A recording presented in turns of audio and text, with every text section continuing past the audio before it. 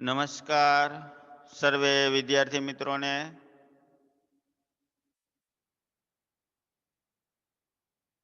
સેલ્વી પંકજમમાં આપણે જ્યાં હતા ત્યાંથી આગળ ધપાવીએ.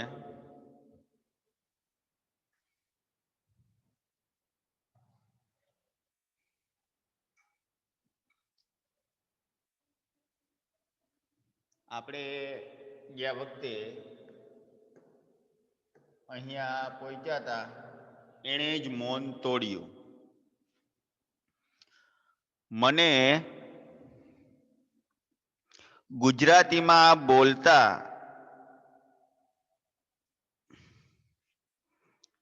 સાંભળીને તેમને નવાઈ ઉપજી હશે. નવાઈ એટલે આશ્ચર્ય. નવાઈ એટલે આશ્ચર્ય.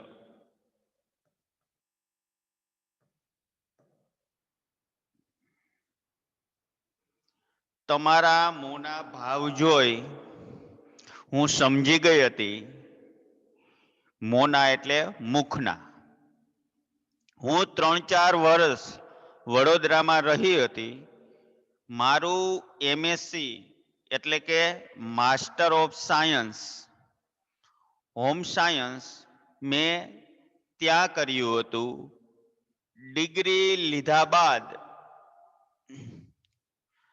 1.5-2 વર્ષ નર્સરીમાં નોકરી કરી હતી. નાના બાળકોની પેલા નર્સરી હોય ને, પછી લોઅર કેજી ને હાયર કેજી આવે એમાં બાળકોના સંપર્કમાં ભાષા શીખવાનું વધુ સહેલું બની ગયું હતું. મને ગુજરાતી ગમી ગયું હતું ને ગુજરાતીઓ પણ. ગુજરાતી ભાષા તો ગમી ગઈ હતી, પણ ગુજરાતીઓ એટલે કે ગુજરાતી લોકો પણ કહી એ મીઠું મીઠું હસી એને લગારે શોભ થતો હોય એવું એના વર્તન પરથી મને લાગ્યું નહીં. લગારે એટલે જરીક પણ. જરીક પણ. શોભ એટલે કે શરમ. શોભ એટલે શરમ. મીંડા વાળો. એની બોલવા ચાલવાની ને વાતચીત કરવાની રીત એટલી સરળ, એટલી સ્વચ્છ અને એટલી મુક્ત હતી કે મારી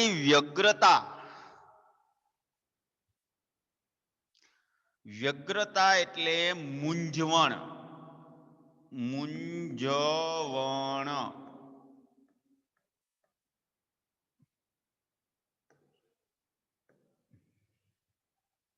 થોડી ઓછી થવા માંડી. ગુજરાતીઓ પણ એ શબ્દો પાછળનો ભાવ ને સૂચન બેઉ હું સમજી ગયો હતો. મને એ ગમ્યા હતા. મેં સ્વસ્થ બની બોલવા માંડ્યું. મારી મુક્તકમાં મુક્ત કલ્પનામાં પણ મુક્તક એટલે મોતી. અહીંયા મુક્તક એટલે મોતી લખાય. મને એ વિચાર નહોતો આવ્યો કે દક્ષિણમાં મને ગુજરાતી ભાષા સમજે એવી કોઈ વ્યક્તિની મુલાકાત થશે. એટલે એ જે વ્યક્તિ જોવા આવ્યો હતો સેલ્વી પંકજમને, એ મનમાં એને એવું નહોતું કોઈ દિવસ વિચાર્યું કે દક્ષિણના રાજ્યમાં પણ કોઈ ગુજરાતી ભાષા સમજે કોઈ વ્યક્તિ એવી મને મળે. સાચું કહું છું તમને, મારા આનંદનો પાર નથી. આ યુવક છે એ સેલ્વી પંકજમને કહે છે, તમારી બોલીમાં જે મીઠાશ છે તે મેં કોઈ ગુજરાત તળમાં પણ સાંભળી નથી. ગુજરાત તણ એટલે કે એ સ્ત્રીલિંગ સાથે આવી ગયું. તમારી વાત સાચી છે. પારકાને મોઢે બોલાતી આપણી ભાષા કાનને વધુ મીઠી લાગે છે. હા, હવે જુઓ, તમે થાકી ગયેલા લાગો છો. તાપ પણ ઘણો છે, ગરમી. લાંબી મુસાફરીમાં તમારી સગવડ પણ નહીં સચવાઈ હોય, હું તમને મહેમાન ગૃહે લઈ જાઉં કે જ્યાં અમે મહેમાનને રાખીએ એ ઘરે, ગૃહ એટલે કે લઈ જાઉં, ત્યાં તમે નાહી ધોઈને તૈયાર થાઓ, હું ભોજનનો પ્રબંધ કરું છું. પ્રબંધ એટલે કે વ્યવસ્થા. પ્રબંધ એટલે કે વ્યવસ્થા. પછી તમે 2-4 કલાક આરામ કરો.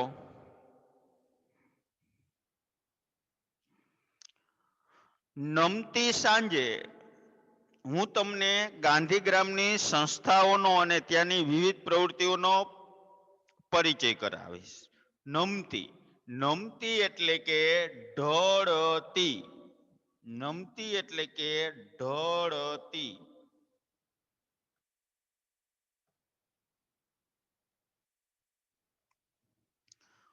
હું મનોમન બોલ્યો, કેવી સરસ ચતુરાઈ.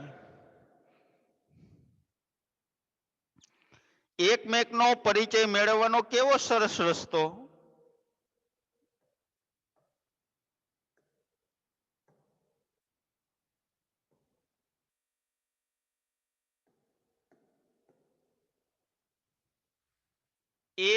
એક પછી એક ક્રિયાઓ પતાવતા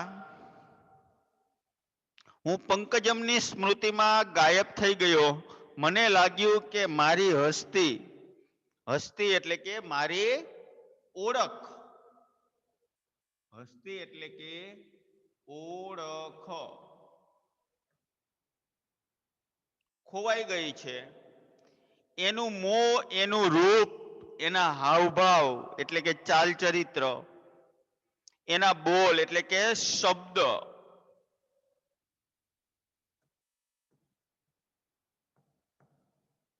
શબ્દ, એની ચાલ, એની આગવી રીતો, ડોટ ડોટ ડોટ, પછી ડોટ ડોટ ડોટ એટલે કે મેં તમને આના આગળના પાઠ કે કાવ્યમાં પણ વર્ણન કર્યું કે આને ગુજરાતીમાં લોપક ચિહ્ન કહેવાય. લોપક ચિહ્ન કહેવાય. એ ડોટનો મતલબ એવો કે આગળ એની વસ્તુ આવી ગઈ હોય. એ માત્ર ડોટ ડોટ ડોટ એ કેવી મુક્ત, કેવી સાદી, કેવી સીધી, કેવી નિખાલસ, ક્યાંય ખોટી શરમ નહીં, ક્યાંય ખોટો દંભ નહીં. દંભ એટલે કે દેખાવ.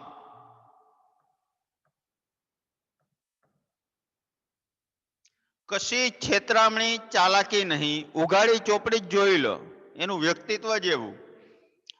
વાંચી લો, સમજી લો. ત્યાં એક શંકા ઉઠી, રે ભાઈ તું તો પ્રેમમાં પડી ગયો. પણ એનું શું? તું એને સ્વીકાર્ય બનશે? થોડી બેચેની થઈ મનમાં. વિચારોમાં અટવાતા મને ગાઢ ઊંઘ આવી ગઈ. મને એટલે કે પેલા ઓલા યુવકને, જે સેલ્વી પંકજમને જોવા આવ્યો તો તે.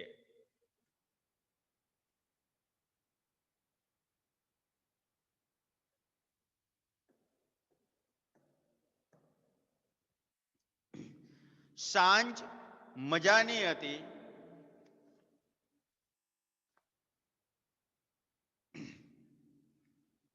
હું એની રાહ જોઈ રહ્યો, રાહ જોતો, ફરી ઉત્કંઠ બનતો. ઉત્કંઠ એટલે કે અધીરો, ઉત્કંઠ એટલે કે અધીરો એટલે ઉતાવળો એમ. ઉત્કટ બનતો, લોબીમાં આટા મારતો ને આવી. નમસ્કાર કરી એ પગથિયા પર ઊભી થઈ રહી. હું એના આકર્ષક સ્વરૂપને જોઈ ખરેખર આભો બની ગયો. આભો એટલે કે આપણે કાંઈ પણ ન બોલી શકીએ ને આભો કહેવાય. એને ગુજરાતીમાં કહેવાય અવાક. અવાક. મને અનુભવ થયો કે હું કોઈ નવી જ વ્યક્તિને મળી રહ્યો છું. સાદગીમાં પણ આટલી મોહક સુંદરતા અને કમનીયતા હોઈ શકે? કમનીયતા એટલે કે સુંદરતા. કમનીયતા એટલે કે સુંદરતા.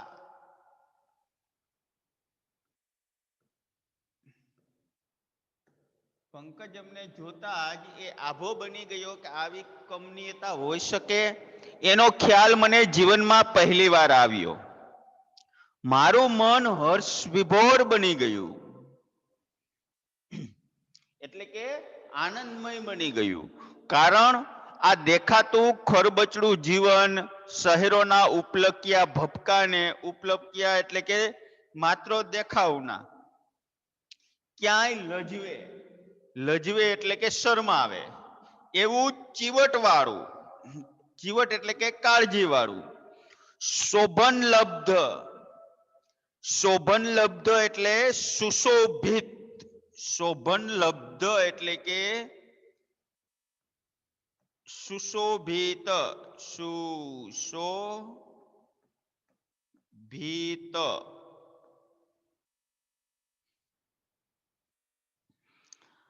ચોરસ ડિઝાઇનના તખ્તામાં ગ્રામ પ્રતીકોની તપખીરિયા અને પોપટી રંગની ભાતથી શણગારેલી ખાદીની ઝીણી સાડીમાં એ સજ હતી.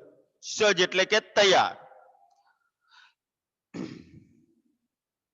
આ ગ્રામ પ્રતીકોની તપકીરિયા એટલે કે સાડીમાં જે ચોંટાડેલા હોય ને, પેલાના સમયમાં આપણે ઓલા જરીના ને ચોંટાડતા બહેન.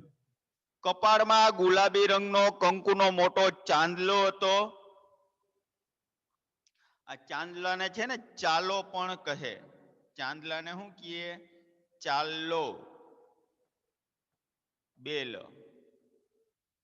પણ કહેવામાં આવે છે. લુખ્ખા ઢીલા વાળના આધુનિક સ્ટાઇલના અંબોડામાં ફૂલોની ગૂંથવણ હતી. આછા બદનાબી રંગની પટ્ટીમાં લાલ મહોરાવાળી હાથે બનાવેલી ચપ્પલો હતી.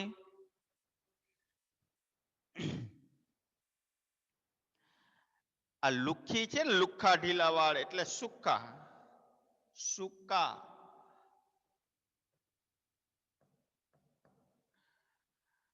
ભભક ને મહક થી વાતાવરણ, ભભક એટલે કે બે અર્થ થાય. એક થાય શણગાર અને બીજો થાય ચળકાટ, ચળકાટ. બે લખી લેજો.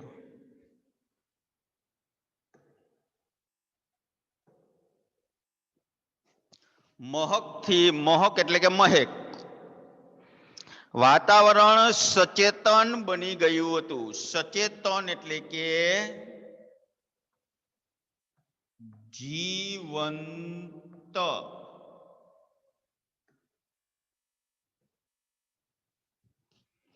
કંઈક બોલવાનું, એની પ્રશંસા કરવાનું, એને આનંદિત બનાવવાનું મન થઈ ઉઠ્યું.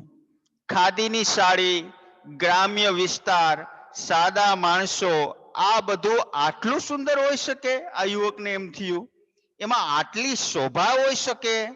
એનો ખ્યાલ જો હું ગાંધીગ્રામમાં ન આવ્યો હોત તો મને જીવનમાં કદીએ ન આવત. એવું હવે આ યુવક છે, આ સેલ્વી પંકજ અમને જોઈને વિચારે, ખરેખર આ સાડી તમને સરસ દીપે છે.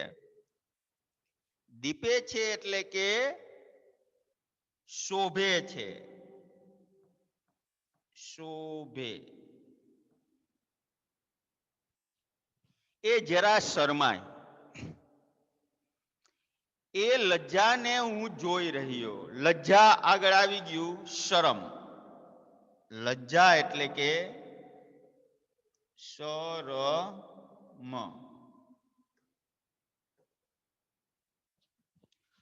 પોતાને સંભાળી લઈ એ બોલી, હજુ તમે બધી નાની મોટી સંસ્થાઓની મુલાકાત લેશો અને એમની વિભિન્ન પ્રવૃત્તિથી, વિભિન્ન એટલે કે જુદી જુદી, વિભિન્ન એટલે કે જુદી જુદી,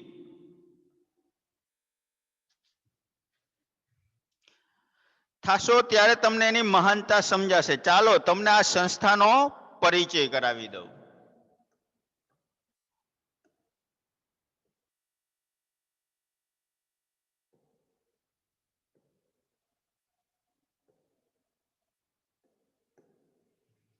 અમે સાથોસાથ ચાલવા માંડ્યા. અમે એટલે કે પેલો ઓલો યુવક અને પંકજમ.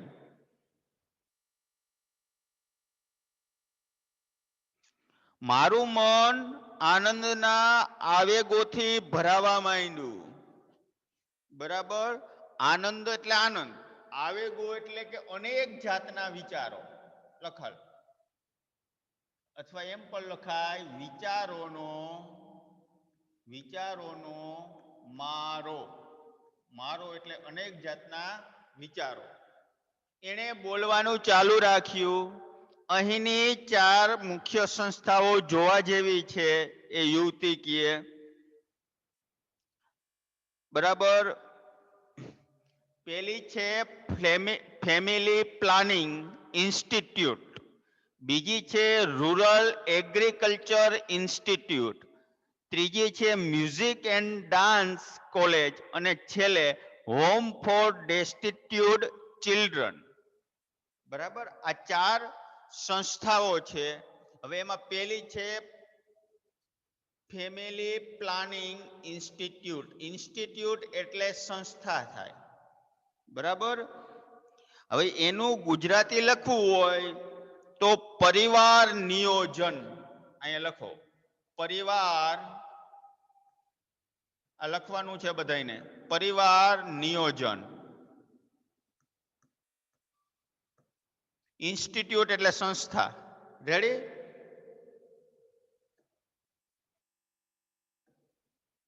હવે બીજી કીધી rural agriculture institute. Rural agriculture institute એટલે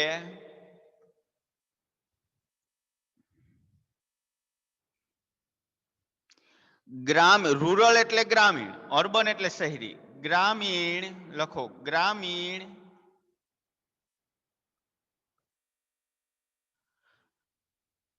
કૃષિ સંસ્થા.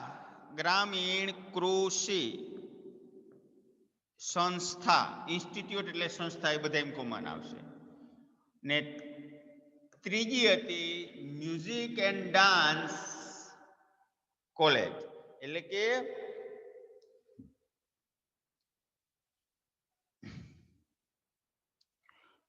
મ્યુઝિક અને ડાન્સની એ સંસ્થા હતી. અને છેલ્લે છે હોમ ફોર ડેસ્ટિટ્યુડ ચિલ્ડ્રન, એટલે કે આજે હોમ ફોર ડેસ્ટિટ્યુડ ચિલ્ડ્રન છે ને, આ પછી પાછળ ઇન્સ્ટિટ્યૂટ એટલે સંસ્થા આવશે બધામાં. આનો અર્થ એવો થાય કે અનાથ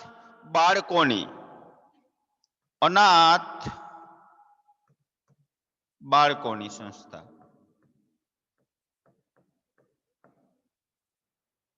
ઇન્સ્ટિટ્યૂટ એટલે કે સંસ્થા. બીજા અનાથ આશ્રમ જેવું નહીં હો, ખૂબ સાયન્ટિફિક ને સાયકોલોજીકલ રાહ પર ઉભેલું છે.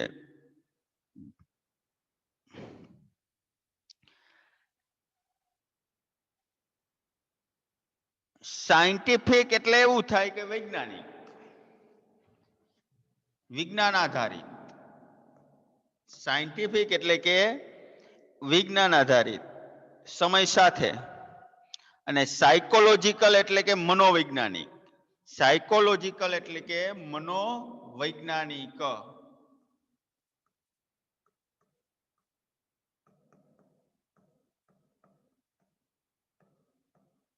સાયન્ટિફિક એટલે કે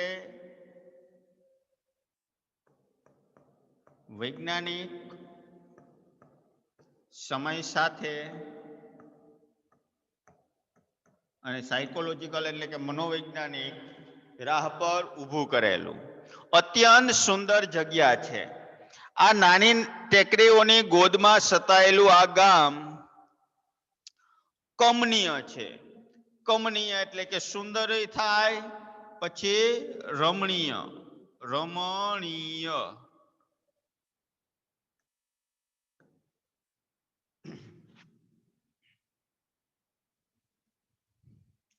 એની અંદર રહેતા માણસો પણ. એનું મોં લાલચોળ બની ગયું. એને હાથ રૂમાલ મોં પર દબાવ્યો. હું તો બચપણથી જ આની પ્રીતમાં છું. બીજા કેટલાય વિદેશીઓ અહીં સ્થિર થયા છે. 2-4 એક ઇન્સ્ટિટ્યૂટમાં છે. ઇન્સ્ટિટ્યૂટ એટલે કે સંસ્થામાં છે.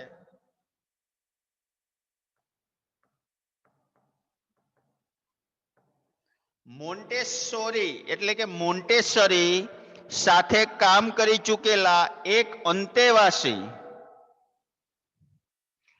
ડેસ્ટિટ્યુટ હોમમાં છે. આ મોન્ટેસોરી છે ને એ બાળ કેળવણીની પદ્ધતિ એમાં શીખવાડવામાં આવે. મોન્ટેસરી એજ્યુકેશન સિસ્ટમ એટલે કે બાળ કેળવણી કેવી હોય, બાળ કેળવણીની પદ્ધતિ. અંતેવાસી એટલે કે સાથે રહેનાર, સાથે રહેનાર. ઇન્સ્ટિટ્યૂટમાં ડેસ્ટિટ્યુટ હોમમાં છે એટલે કે અનાથ બાળકોનું જે હતું ને એમાં છે.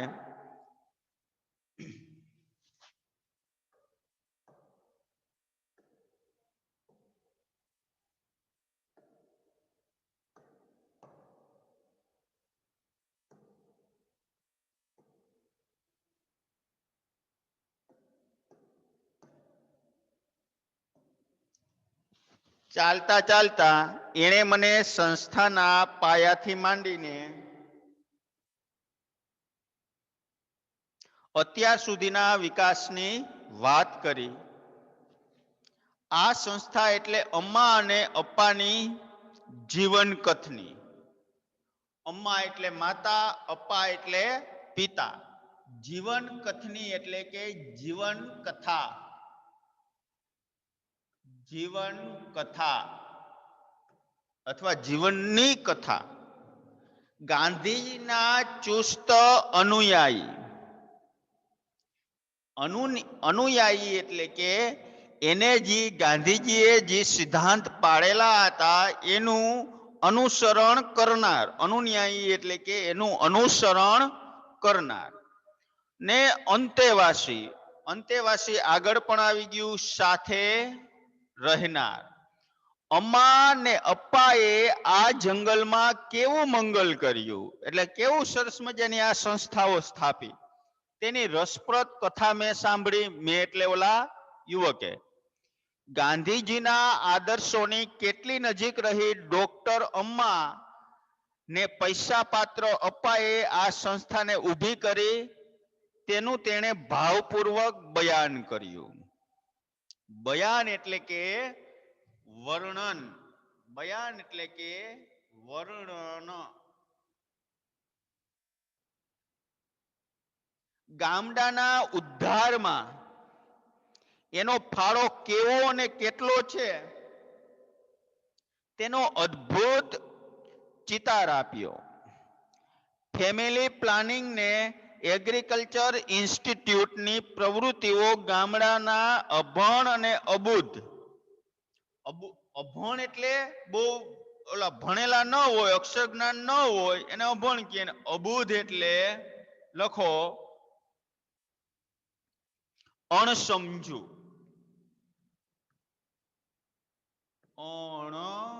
અણસમજુ. અવશ્ય આશીર્વાદ સમી લાગતી હશે એનો ખ્યાલ સહેજ મને આવી ગયો. છેલ્લામાં છેલ્લી ઢબના સાધનોથી સજ્જ સંસ્થાઓ આ ગાંધીગ્રામમાં જોતા મારા આશ્ચર્યનો પાર ન રહ્યો. આવી અપૂર્વ સંસ્થાના રચિતા પતિ પત્ની જોવા મન ઉત્કંઠ બની ગયું. હવે આ યુવકને ઉત્કંઠ એટલે કે અધીરું. આ પણ આગળ આવી ગયું, અધીરું. સંગીત અને નૃત્યના હોલમાં પ્રવેશતા જ હું અચકાઈને ઊભો રહી ગયો. દ્વાર આગળ જ પૂરા માનવ કંદની રંગીન તસવીર દિવાલ પર લટકતી હતી. એ કિશોરી પંકજમ હતી. મેં સપ્રશ્ન એની સામે જોયું. સપ્રશ્ન એટલે કે પ્રશ્નો સાથે, સપ્રશ્નો એટલે કે પ્રશ્નો સાથે.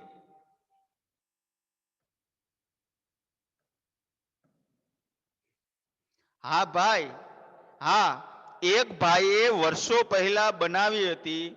મેં ભરતનાટ્યમનો અભ્યાસ કર્યો છે.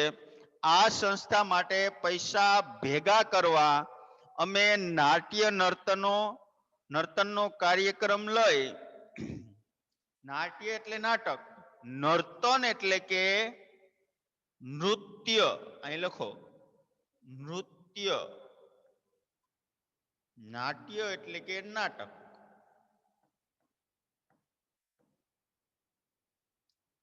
આખા હિન્દમાં એટલે કે હિન્દુસ્તાનમાં રખડતા અમ્મા અને અપ્પાએ મારા પર અત્યંત સ્નેહ છે. એક ચિત્રકાર ભાઈએ સહજ ચિતરેલું.